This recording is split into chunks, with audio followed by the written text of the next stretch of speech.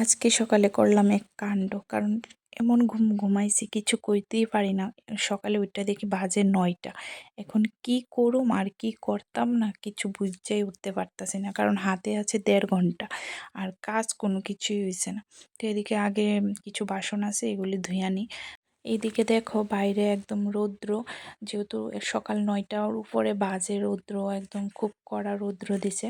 দিনের বেলা দুদিন ধরে ভালোই রৌদ্র দিতেছে আর রাত্রের বেলা বেশ ঠান্ডাও দিতেছে ভালোই। শীতের দিনে যদি শীতই না লাগে তাইলে আর কিসের মজা। তো এদিকে আমি মুখ টুক দিয়ে একদম ফ্রেশ হয়ে যাইগা। আর যেহেতু কালকে রাত্রে একটা বিয়েবাড়ির নিমন্ত্রণে গেছিলাম, তো কালকের কিছু সবজি টবজি রান্না রইছে। আর আমার যেহেতু আজকে সকালে খুব তাড়া লেগে গেছে গা, তো আমি এদিকে সবজি আজকে রান্না করতাম না। আর এখানে দেখো একটা নতুন চালের বস্তা আনছিলাম সেদিন, তোমরা তো দেখছোই। তো এই চালের বস্তাটা থেকে আজকে রান্না করুম, দেখি ভাতটা খেয়ে কীরকম। চালগুলো খুব ছোট ছোট, আশা করি ভালোই হইব। আর চালটা ধুয়ে টুয়ে নিই, আর অন্যদিকে কালকে রাত সবজি টবজি সব কিছু একদম গরম করে নেব। আর এদিকে চালটা ধুইতে বেশ ভালোই লাগতেছে, যেহেতু ছোট ছোট চাল, ধুইয়াও খুব মজা লাগতেছে। আর এদিকে আমি ভাতটা বসামো আর অন্যদিকে এই কালকের সবজিগুলো সব গরম করুম। আর এখন কিছু রান্না করার একদমই সময় নাই, কিছু সবজি বয়েল করুম। শীতের দিনে ঘি দিয়া সব সবজি একসাথে একটা ভর্তা, হেভি টেস্ট। এখানে আমি টমেটো, চিম, তারপর কুমড়ো, আলু সব নিয়ে নিছি।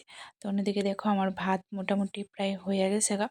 আর এদিকে সবজিটাও আমার হয়ে গেছে গা প্রায় সিদ্ধ। তো ভাতের মাঠটা জড়াইয়া আমি সবজিটারে ভর্তা বানিয়ে নেবো। এরকম সবজি সিদ্ধ মানে ঘি দিয়া ধনেপাতা দিয়ে কার কার ভাল লাগে অবশ্যই জানাও। আমার তো বেশ ভালোই লাগে, যেহেতু সকালবেলা গরম ভাতের সাথে। আর আমি সচরাচর সকালে ভাত খাই না, একবারই খাই দুপুরবেলা। তো এর লেগে আমি সকালবেলা খাইলে সিদ্ধ দিয়েই বেশিরভাগ খাই। তো এদিকে দেখো মেয়েরে নিয়ে আয়ে পড়ছি স্কুলে, নাচের স্কুলে। অন্যরা সবাই আয়ে পড়ছে, আমি লেট করছি। এদিকে তারার আবদার, তারারও ব্লগে আনতাম, এদিকে নিয়ে নিলাম তারারও ব্লগে। কও কেটা কইতাছ? Hello guys.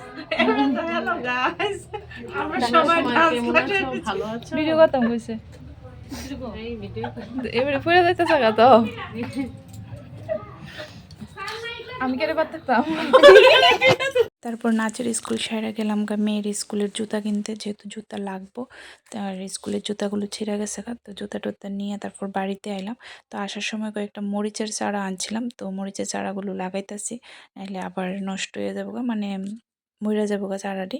তো একদম তাজা তাজা লাগাই লইতেছি, ভালোই লাগতেছে এই জিনিসটা। আমার হাজব্যান্ডে খুব পছন্দ করে গাছ টাছ লাগানো। তো আস্তে আস্তে আমারও একটু একটু এটার প্রতি একটা আগ্রহ বাড়তেছে, তাই আমার নজরে পড়ছে, তার কারণে আমি নিয়েই পড়লাম।